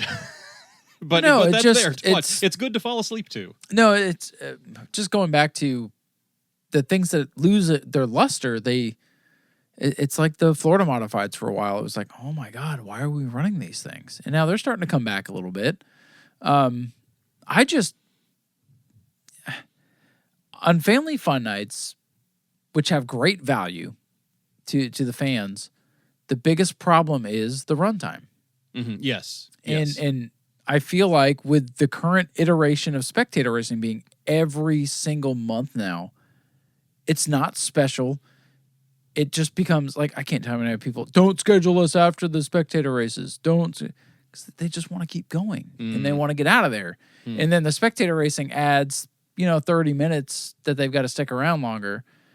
And that is becoming the feel of spectator racing. And I don't like that. Right. But for insurance purposes, they've taken away our 5-lap special, which is one of the more unique things that we had that made our spectator racing. So it was worth sitting through the one-on-ones. Right. Because you're going to get to see everybody go out there. Even on a night where we might have only had 6 to 10 cars. It was still exciting because they were all out there doing the thing. Yeah.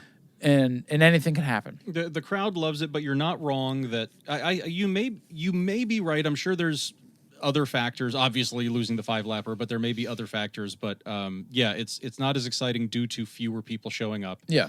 And even if there's only 6 cars, it still takes 20 minutes to do the thing. Right. If there's 16, it's only half an hour. But as someone who selfishly benefits from us running spectator right, races, which because it is the thing that draws the most interest on my channel, I think you make a good argument, and I would agree with as we're talking about rescheduling, I would agree with switching it to every other family fun night.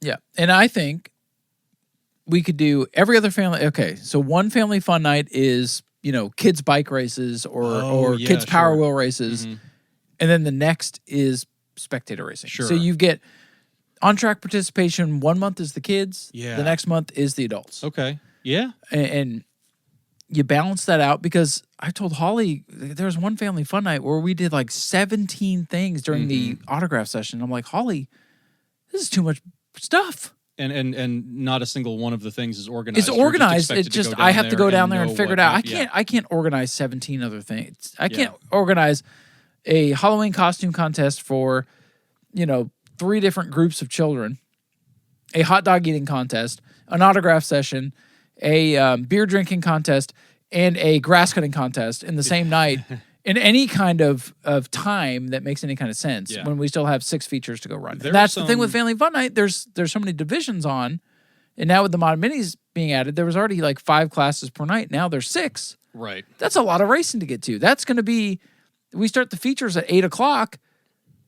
We're not, and with the quarter midget schedule this year, here's where I come into it. 90% of the quarter midget races are Sunday mornings now. Oh, yeah. So there are going, the opening night, my girlfriend's birthday, be at the racetrack, and the next morning, right back there for opening quarter midgets. Yeah. And then 2 weeks later, another night at the Speedway, another morning at the quarter midget track. And that is going to not only wear on me, but my daughter, who I'm going to have on some of those weekends, is going to have to now go. And I'm complaining. I'm going to go do my job, but I'm just saying some of the things that are no longer as exciting as they used to be, we need to find a way to make them exciting again. I'm not saying I don't want to do spectator racing anymore. I'm saying right now we need to find a way to make it exciting again. And I don't think these new rules that we have are the answer. I forgot about I'm those. glad that we're being safe and we're not putting people in unnecessary danger, but we have now limited the participation so much more and taken away what used to make it so special that I'm just like, I forgot about that. But sometimes this is not about the rules. This is about the scheduling and organization of it all. Sometimes scaling back is the right move. So when you say every other month, maybe that's the right move. It's a very different thing that maybe doesn't prove the rule. But you look back at some of these VHS tapes that I've been going through that will be going up over the next couple of years. I've scheduled them all out. I've had people text me like, why are all these videos unavailable? And it's like, look, if I put them all up at once, nobody would watch them. It's like there's one going up a day. This is your highlight for now. And sometimes they're whatever. I've scheduled them very consciously. But there are some where you get the intermission entertainment, and it's a watermelon eating contest or a baked bean eating contest. But it's one thing. It's one thing, and it's not during an autograph session. Maybe the autograph session already happened. I don't know. It wasn't filmed. But it's just a buffet table or 2 sitting right on track on the start-finish line, and several people who volunteered are there, and it's organized. It's facing the crowd, so the crowd can watch. Right now, like I'm expected to organize it. Now, they bring it all out and set it up, but I'm expected to organize it, get everybody into groups. I'm expected to judge the damn things. And then I can't do that objectively. Like you look at the watermelon and the hot dog eating contests that we had this past year. I was excited for them because I was thinking they were going to be organized and it was going to be something to see.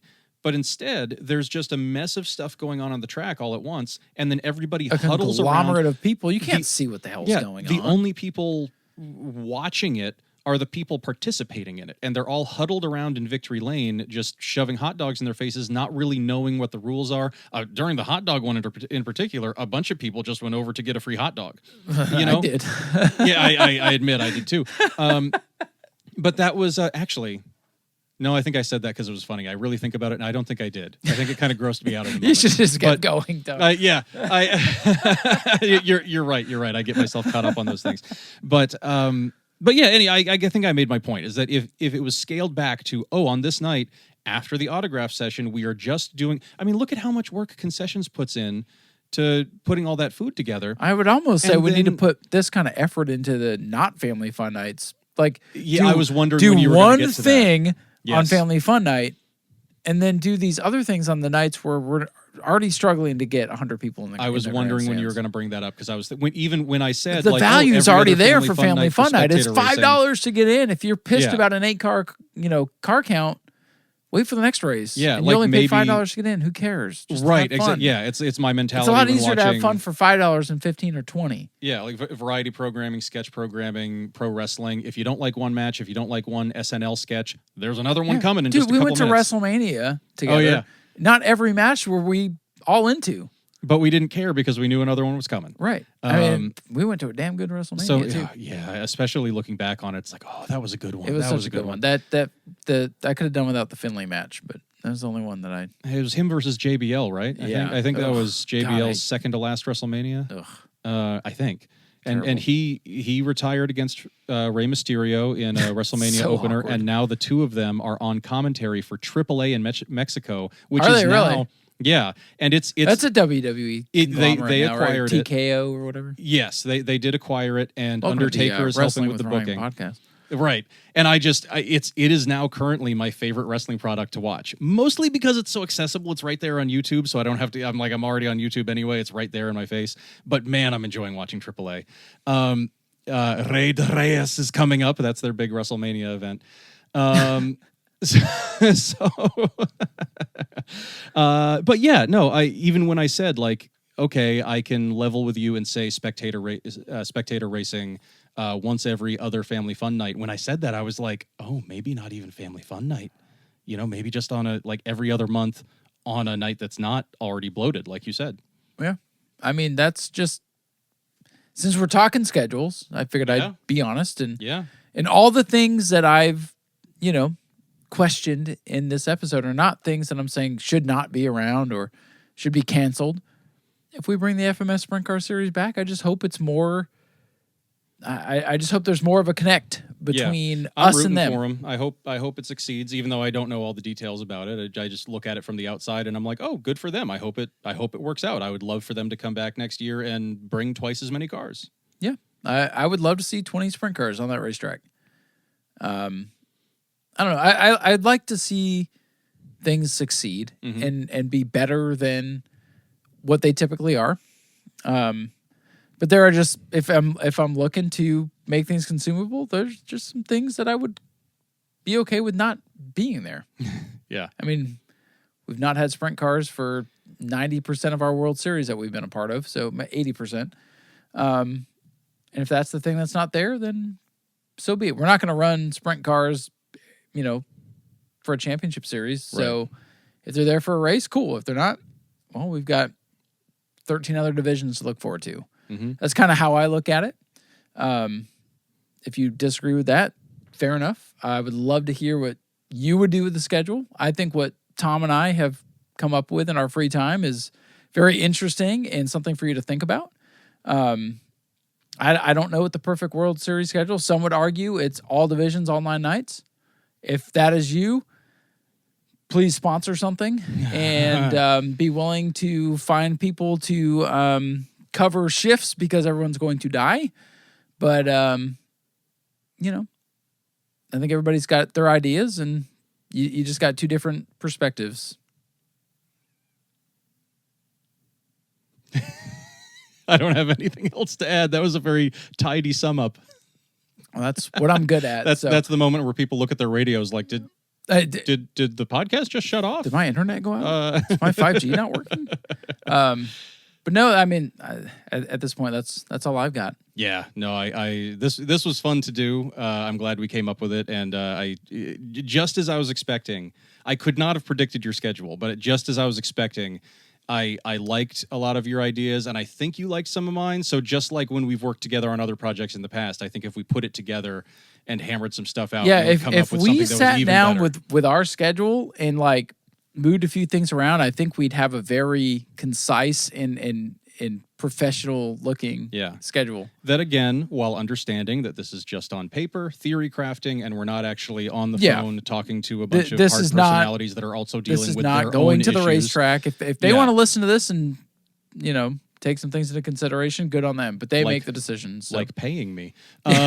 So, one more time. Get that in. But yeah, I think while considering those things, we don't know the full picture because we aren't in management. We haven't dealt with those things. Yeah, we have no say I in this think stuff. that on paper, we showed that it can be done without dropping a bunch of stuff. Yeah. Like I even like I cut a bunch of races back to 35s, and you only cut them back to 50s, and I like that. I'm cool with that. If we did our combined schedule thing, I'd say, yeah, let's just do the 50s. Yeah, just because I'm trying to, what makes sense for the racers? What makes sense for the fan? What makes sense for management?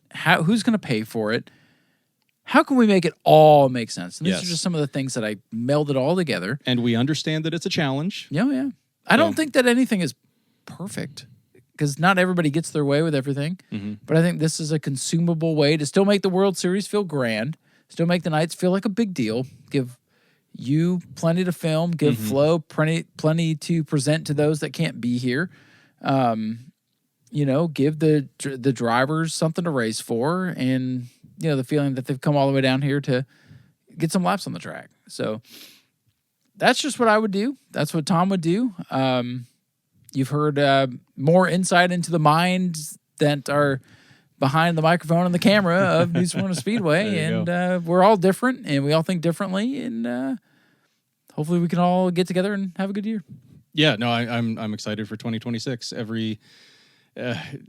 Every year I'm just like, oh my gosh, this is exhausting. How much longer am I going to do this? And when a new season is starting up, I'm like, here we go. There's no end in sight. I'm going to do this for as long as I can. Until they tell us not to come back. There you go. Yes. Or there's nowhere to go back to.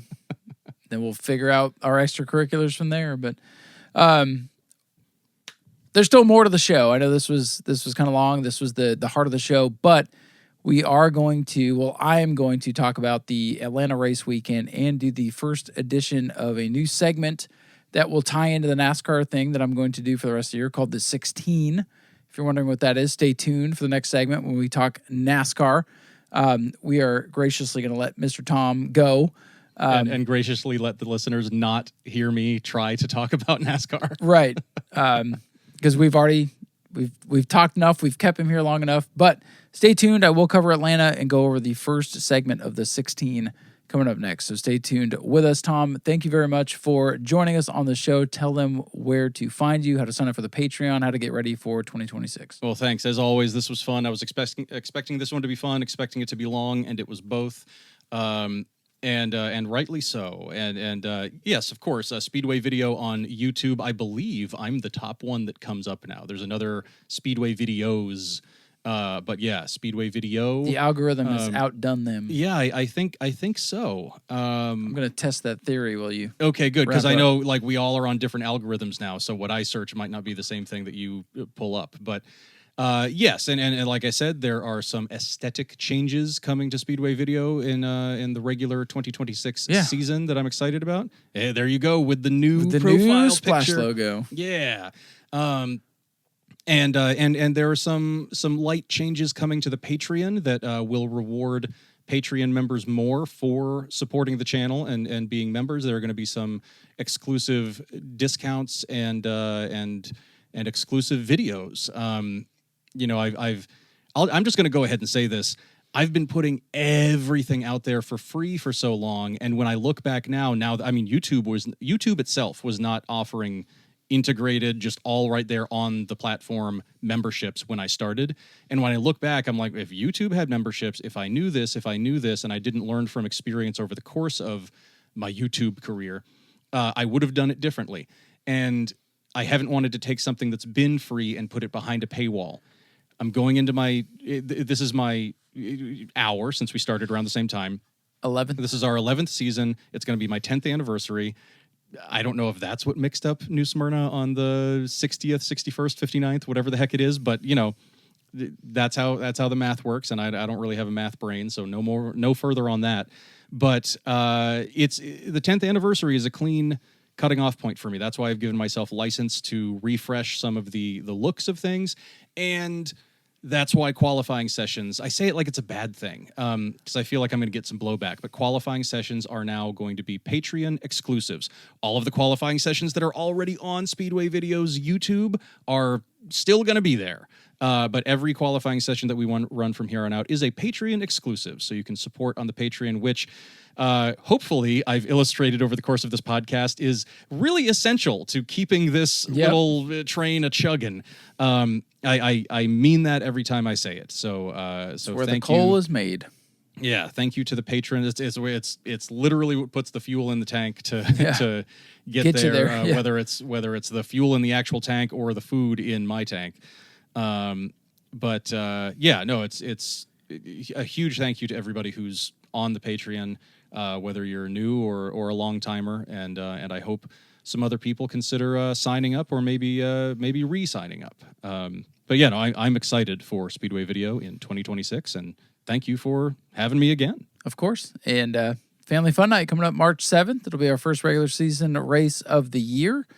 And, of course, we'll be covering it here on the show. And we'll have Tom back in a time or two during the year to check up on things. And just sometimes it's fun to talk racing with you because you have such a different perspective. Yes. So we'll have Tom back in. And I know this one's going to be a long one, but stay tuned for the NASCAR stuff. Atlanta was very exciting. And we'll go over the first edition of the new segment, the 16, that'll tie everything all together. So make sure you stick around and listen to that. And we'll be right back.